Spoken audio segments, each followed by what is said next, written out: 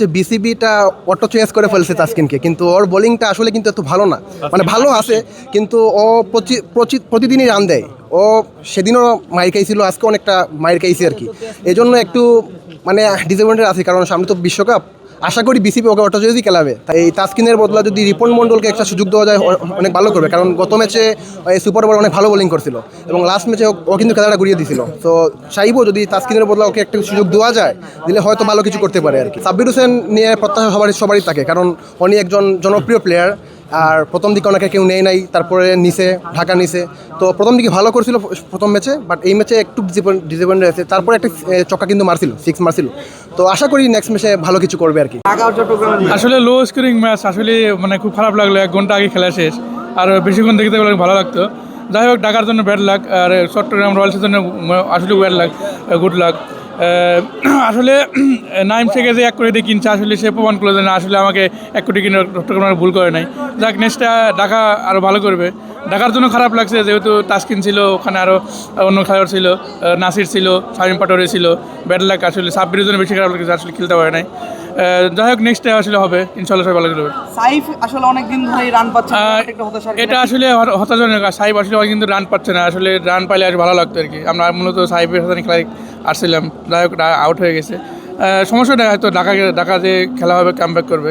সামনে টি-20 বিশ্বকাপ, নাইম শেখরা আসলে টি-20 দলে দেখতে চান কিনা? এখন আসলে বিপিএল পারফরমেন্স দিয়ে আসলে বিবেচনা করা যাবে না। এখানে তো আসলে পারফরমেন্স একটা জায়গা, যদি আসলে ভালো করে হয়তো বিবেচনা করতে পারে। টিম সিলেক্টর আছে, মনে হয় না হয়তো চান্স হবে। তার কারণ অলরেডি ব্যাকআপ হয়ে গেছে, যেহেতু আমরা দেখতে পাচ্ছি ইমন 4 নম্বরে খেলা, তার মানে কি সে আসলে চলটা পাবে না। আসলে যত ভালো করুক, আসলে নাইম হয়তো ওয়ার্ল্ড কাপের চান্স পাবে না, আমার মনে হয় আর কি। এখন যে কোনো ব্র্যান্ডের পুরাতন এসি বদলে নতুন ওয়ালটন এসিতে উপভোগ করুন 25% ছাড়। আসলে ভাই খুব ভালোই লাগছে, তবে ঢাকা একটা উইকেট নিতে পারে নাই, তাতে খুবই দুঃখ লাগতেছে। নাইম খেলছে শেখের ভালো। ব্যাটিং কেমন দেখলেন? ও আজকে ঠিক ভালো খেলছে, সব ম্যাচ থেকে আজকে ওর পারফরমেন্সটা সবচেয়ে ভালো ছিল, খুব ভালো লাগছে। সাব্বির রহমানের একটু হতাশা কিনা, সাব্বির পারফর্ম করতে পারে নাই? ও পারে নাই, আসলে আমি পরে আইছি তো সাব্বিরের ব্যাটিংটা আসলে দেখা হয় নাই। কেমন লাগলো আজকের ম্যাচ?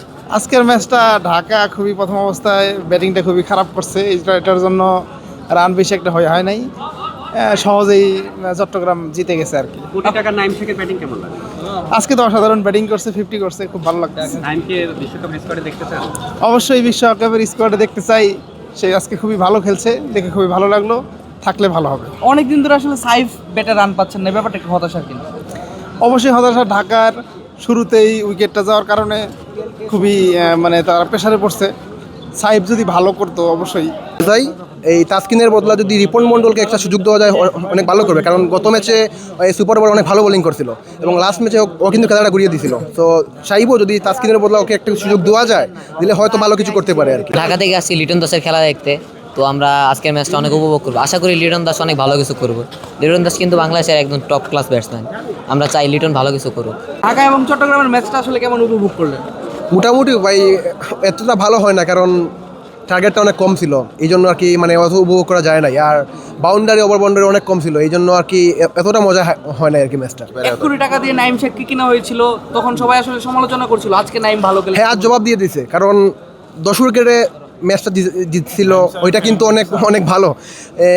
আশা করছিলাম যে ও ভালো কিছু করবে এই বিপিএলে, মানে সবাই যেরকম নিয়ে ওকে কথা বলছিল কিছুটা মানে দিবে আর কি।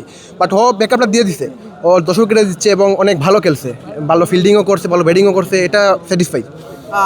সাইফ হাসান অনেকদিন ধরে ব্যাটে রান পাচ্ছেন না, সাব্বির রহমান আজকে একটু খারাপ করলেন, কিছুটা ডিসঅ্যাপয়েন্টেড কিনা? হ্যাঁ, একটু ডিসঅ্যাপয়েন্টেড, কারণ সামনে টি-20 বিশ্বকাপ আছে, এই জন্য যেহেতু এই স্কোয়াডে আছে এই সাইফ হাসান, সো একটু ডিসঅ্যাপয়েন্টেড, কারণ কিছুটা যদি রান করতে পারে আশা করি সামনে তোর ম্যাচ আছে, কিছুটা কামব্যাক করতে পারবে। এবং সাব্বির হোসেন নিয়ে প্রত্যাশা সবারই থাকে, কারণ উনি একজন জনপ্রিয় প্লেয়ার। আর প্রথম দিকে ওনাকে কেউ নেয় নাই, তারপরে নিচে ঢাকা নিচে। তো প্রথম দিকে ভালো করছিল প্রথম ম্যাচে, বাট এই ম্যাচে একটু ডিসঅ্যাপয়েন্টেড আছে। তারপরে একটা চক্কা কিন্তু মারছিল, 6 মারছিল। তো আশা করি নেক্সট ম্যাচে ভালো কিছু করবে আর কি। তাসকিনও আসলে টি-20 ওয়ার্ল্ড কাপের কথা বলছিলেন, তাসকিনও আছে, কিন্তু তাসকিনের বোলিং দেখে আসলে কিছু এটা মূলত হচ্ছে বিসিবিটা অটো চয়েস করে ফেলছে তাসকিনকে, কিন্তু ওর বোলিংটা আসলে কিন্তু এত ভালো না, মানে ভালো আছে কিন্তু ও প্রতিদিনই রান দেয়। ও সেদিনও মাইর খাইছিল, আজকে অনেকটা মাইর খাইছে আর কি। এই জন্য একটু মানে ডিসঅ্যাপয়েন্টেড আছে, কারণ সামনে তো বিশ্বকাপ।